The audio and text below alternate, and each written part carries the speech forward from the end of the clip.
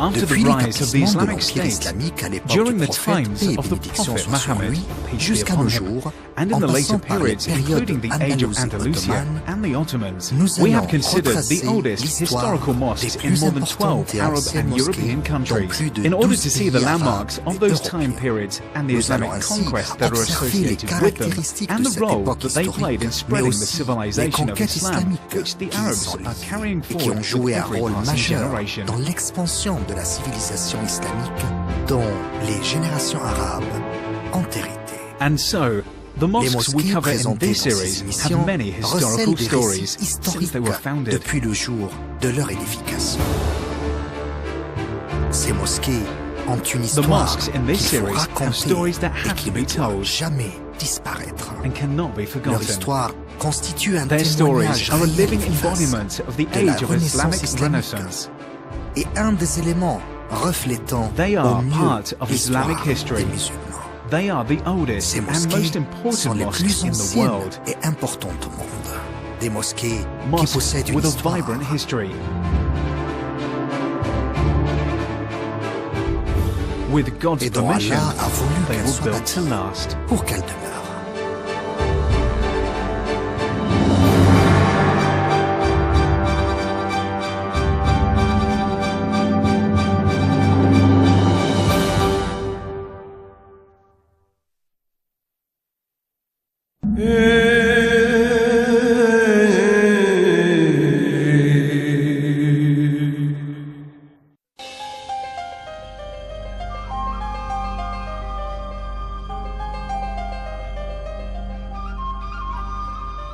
South Vers le of the sud Jordanian d'Amman, capital, la Amman, capitale de la in the middle of the Jordanie, desert, in an dans area un which site today seems to be désertique isolated, apparu aujourd'hui in the far isolé à south, the l'extrême remains sud, of the oldest il y a les vestiges Abbasid de la mosque plus can be ancienne found. mosquée abbasside. It was from this D'où est mosque parti that l'appel Bani de la al-Abbas dynastie emerged and the reign abbasside à of the mettre Bani fin au Umayyad monopole in the du Arab world. commandement par la dynastie Umayyade.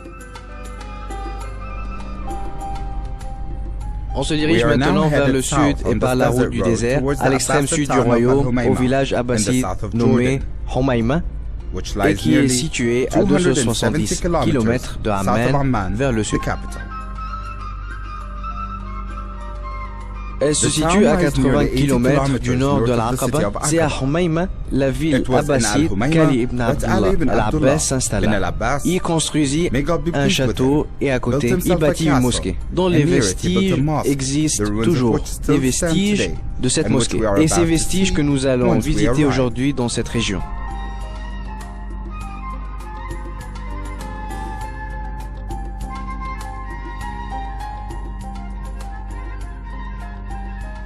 Even though this area in the south of Jordan seems to be isolated and dry, yet it was a major stop on the route of the pilgrims headed to Mecca for the Hajj, as well as the trade caravans moving between the peninsula and the Levant, all of which was of benefit to the Abbasids when they took it as the headquarters for their calling, which succeeded in destroying the Umayyad dynasty and raising the Abbasid dynasty upon its ruins. They wanted to be out Ils of the voulaient se sight of tenir the loin des caliphs hommes du and their califat. men, and C'est pour therefore cela qu'ils Al-Humayma was choisirent idyllic. la région de It Homaïma, was qui isolated était and isolée, yet had many mais avait attributes cependant they could certains use to their avantages. advantage. Elle était sur le Its chemin du ideal pèlerinage location on the et Hajj sur la route route du and commerce. on the trade Et routes, c'est aussi un being carrefour a pour se diriger vers crossroads through l'Égypte which et le Egypt, Hijaz, Al-Hijaz, ainsi que l'Irak Iraq, et la and Grande the Syrie. Levant Donc could be on a reached, conclu que made cet it the endroit perfect peut être location un through centre which they could permettant de reach their diffuser co-conspirators in l'appel all of de those Homaïma locations, vers toutes les while still régions et keeping their cela mission discrètement. as secretive as possible.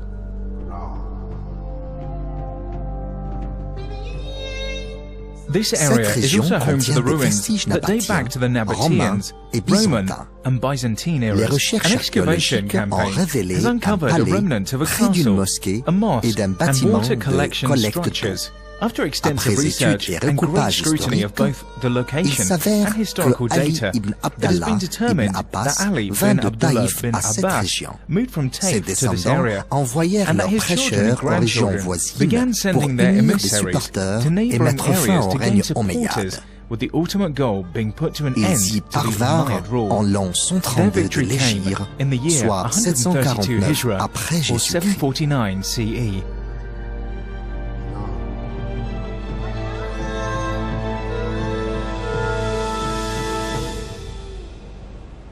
Nous sommes maintenant au milieu du désert de Hizma, situé à Humayma, l'Abbaside, où s'installa à la fin de l'époque omeyyade Ali ibn Abdallah ibn al-Abbas, qu'Allah soit satisfait de lui. Il y construisit un château et une mosquée dont on voit les vestiges. Cette mosquée se compose d'une entrée, du mur de la Qibla, d'un mihrab distinct. On peut aussi apercevoir un autre mihrab à côté de l'ancien mihrab, indiquant qu'à cette période, on a diminué la dimension de cette mosquée durant une des époques islamiques ultérieures.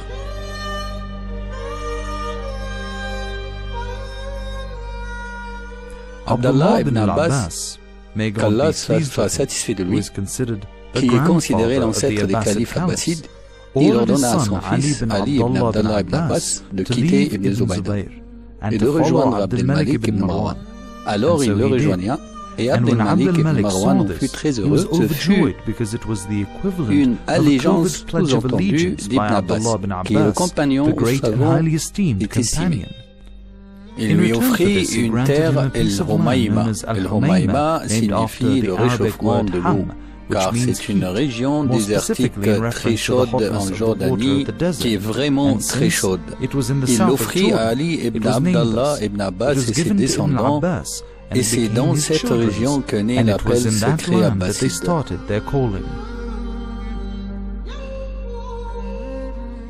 La mosquée qui a été découverte ici est petite en superficie. Elle fut construite près d'une rangée de pièces habitées par les familles abbassides résidentes dans la région. Même si elle est abbasside de par l'identité de ses constructeurs, elle est omeyyade d'après son histoire. Elle ne représente pas le style abbasside postérieur. Elle ressemble aux anciennes mosquées de Hijaz. Elle est importante car elle témoigne des grands événements à l'impact considérable en histoire islamique. Lorsqu'on essaie de montrer ici les constructions omeyyades, abbassides et de tous les prédécesseurs qui existent ici, c'est juste pour prouver l'identité islamique de la Jordanie qui remonte à loin. À l'extrême nord du désert syrien, on a des mosquées au style particulier qui fut les prémices de l'architecture abbasside. On trouve ces mosquées à la ville de Raqqa en Syrie et au château de Jabar sur l'Euphrate qui n'est pas loin. 23 ans après la constitution de l'État abbasside, en l'an 155 de l'Hégire précisément, correspondant à l'an 772 après Jésus-Christ, Abu Ja'far al-Mansour, le plus fort calife abbasside, construisit un nouveau siège de son État près de Raqqa, qu'il appela Rafqa. Il confia cette mission à son fils al-Mahdi, qui demanda à l'architecte Adham ibn Mahriz de mettre le plan de la construction de la ville.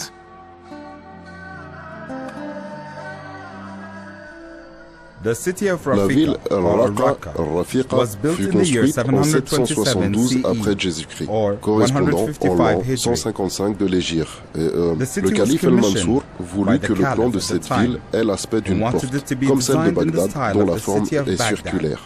Mais en réalité, à cause de la présence du fleuve sur le côté sud de cette ville, les constructeurs ont été obligés de la bâtir en ligne droite, ce qui les a empêchés de réaliser la forme circulaire qu'ils avaient souhaitée au départ.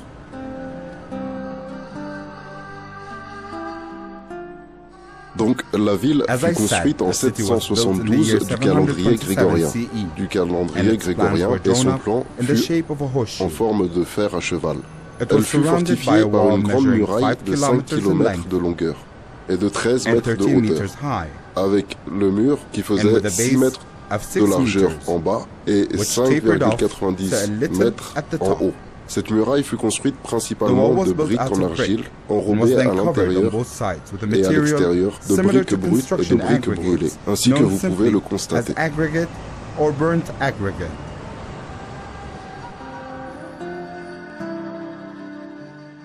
Lorsque le calife al-Mahdi construit la ville Raqqa sous l'ordre de son père, le calife al-Mansour, en l'an 1155 de l'Hégire, et après qu'al-Mansour ait acquis de l'expérience dans le domaine de la construction des villes et en construisant la ville de Bagdad, il confia à son fils Al-Mahdi la construction de la ville Raqqa, qui possédait une situation stratégique importante. Alors, la ville de Raqqa ou Rafiqa fut la première ville arabo-musulmane entièrement construite après l'époque byzantine. Elle fut construite avec la même structure que Bagdad, la même architecture, construction et les mêmes matériaux. Adham mit un plan suivant le style des villes modernes, comme dans les pays islamiques, avec Koufa en Irak, Fostat en Égypte et Kairouan en Tunisie. Il s'agit de débuter par la mosquée qui sera l'axe de la ville et le centre de distribution du reste. Cette mosquée est importante car elle fut planifiée avec la ville. La construction de cette mosquée a été envisagée en même temps que la planification de la ville et on a décidé de choisir son emplacement au centre de la ville. Et sa planification convenait à l'architecte du point de vue des sorties et les rentrées de la ville.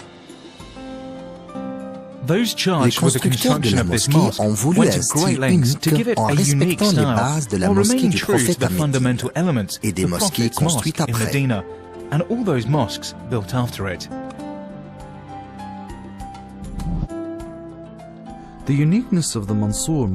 L'architecture de la mosquée Al-Mansour se caractérise par la flexibilité au niveau de la planification spatiale. On peut augmenter, réduire l'espace ou y ajouter sans affecter l'unité complète. Deuxièmement, l'utilisation de matériaux de construction, les matériaux locaux, typiquement irakiens.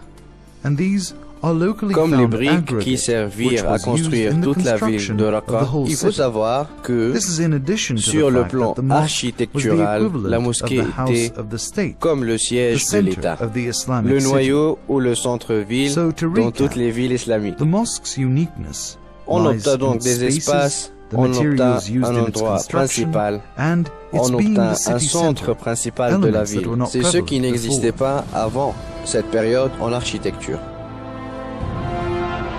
Adham ibn Marhaz took into account the fact that Al-Raqqa was built in one of the defensive gaps of the Islamic State, on the borders with the Byzantine Empire on its north side. This meant that the city would be in need of a great wall, and that most of its buildings should be built in the style of a fortress or forts. He also took into account the fact that it lay on the edge of the desert in a hot and dry climate, and so its plan was laid out in such a way that it would be complementary to such an environment. This city is considered the first of its kind in that it was an exhibition of pure Abbasid architectural style.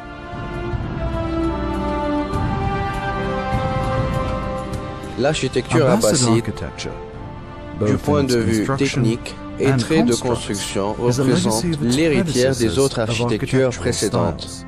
Mais l'identité islamique et son concept original lui octroya une valeur ajoutée. Cette valeur islamique n'existait pas. Alors si la règle architecturale confirme que la forme doit obéir à la fonction, nous pouvons dire que l'architecture islamique et dont la ville Al-Raqqa représente une partie, la forme obéit à la fonction et au concept. Le concept des valeurs religieuses et les valeurs de moralité qui caractérisaient les arabo-musulmans de cette époque. La superficie de la mosquée démontre qu'elle est adaptée à l'importance de la ville, qui est un des sièges de l'État abbasside, ce qui implique une superficie large et un aspect architectural impressionnant. La superficie atteint 10 000 mètres carrés.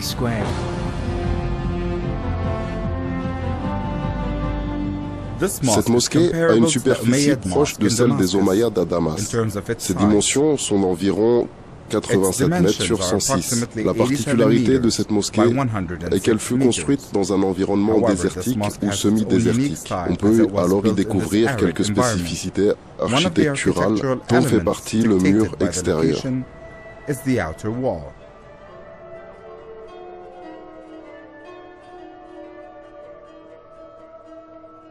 Les vestiges de cette mosquée ne sont qu'une faible partie de l'ensemble.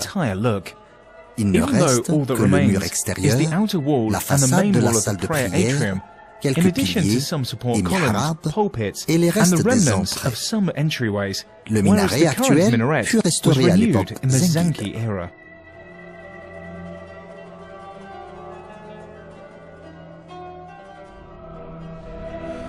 The minaret of this mosque was built at a later stage by the Zengids in the year 1161 CE. Le minaret de cette mosquée a été construit bien plus tard. Ce sont les Zengides qui le construisirent en 1161 après Jésus-Christ. Ce minaret est long d'environ une vingtaine de mètres.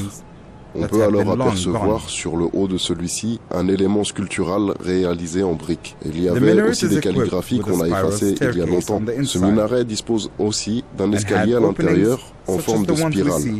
Il y a des ouvertures ressemblant à celles d'autres minarets. La mosquée d'Al-Mansour à Rafika dispose d'une large cour à ciel ouvert, entourée de 3 portiques sur les côtés est, nord et ouest.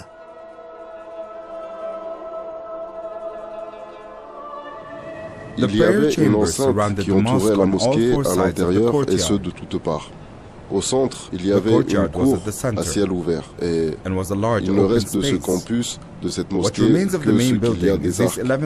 Et il y avait dans ces arcs une alternance dans leur forme à l'intérieur et l'extérieur.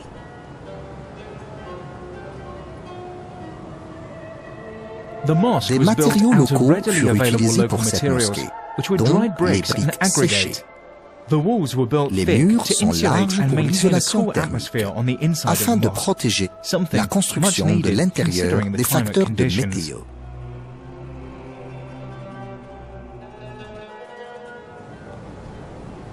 La muraille de la mosquée fut construite de briques séchées au soleil. Elle est enrobée de briques à l'intérieur ainsi qu'à l'extérieur. Le mur sud de cette muraille fut construit avec de l'argile séchée au soleil. Et il contient plusieurs sanctuaires pour la prière. Cette muraille est fortifiée de plusieurs tours, comme celle de la muraille de Rafiqa. Cela lui procure un aspect militaire, en plus d'être une mosquée pour pratiquer la prière, ainsi que toutes les obligations religieuses et autres célébrations islamiques. Pour l'approvisionnement en eau, un canal privé a été creusé de l'Euphrate vers d'énormes réservoirs. Cette grande mosquée a une vaste et large surface. Elle pouvait ainsi accueillir de très nombreux prieurs. Ainsi, il a été nécessaire que la mosquée soit réaménagée en conséquence, puisque la ville de El-Raqqa est entourée d'un grand canal d'eau. Donc les responsables qui étaient en charge de cette mosquée ont fait venir l'eau en faisant faire des travaux, en la faisant dévier à travers les murs de la mosquée. Il y avait aussi un canal provenant du côté nord et passant à travers le mur nord de cette mosquée. Les eaux se déversaient ensuite dans les réservoirs prévus à cet effet, qui se situaient et se trouvaient à l'angle nord-ouest qui se situe ici. L'architecture de la mosquée de Rafika est une des premières architectures abbassides qui était influencée par les traditions architecturales des patrimoines qui l'ont précédé. Ce style architectural est typiquement une innovation, en vérité une invention des Abbassides, où on perçoit la mixité entre les idées de l'architecture syrienne et de celle de la Mésopotamie. L'architecture de la mosquée d'Al-Mansour influença d'autres constructions dans les pays islamiques.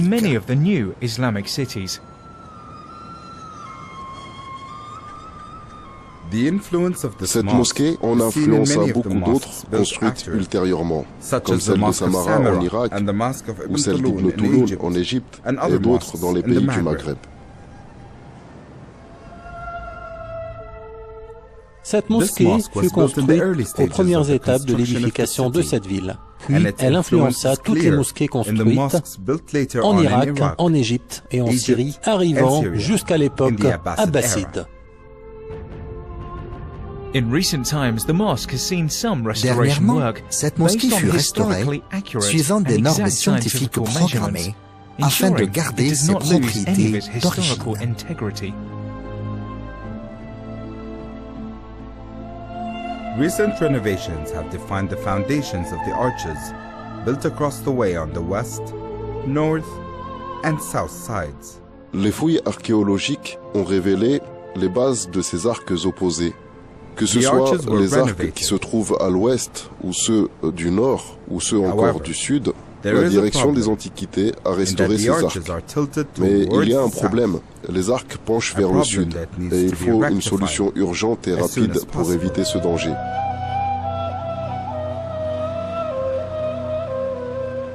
Une autre mosquée ressemblant à celle d'El Mansour en style architectural et matériaux fut construite au château de Jaba, vers l'ouest de Raqqa, sur l'Euphrate. Elle est entourée des eaux du barrage construit récemment sur ce fleuve.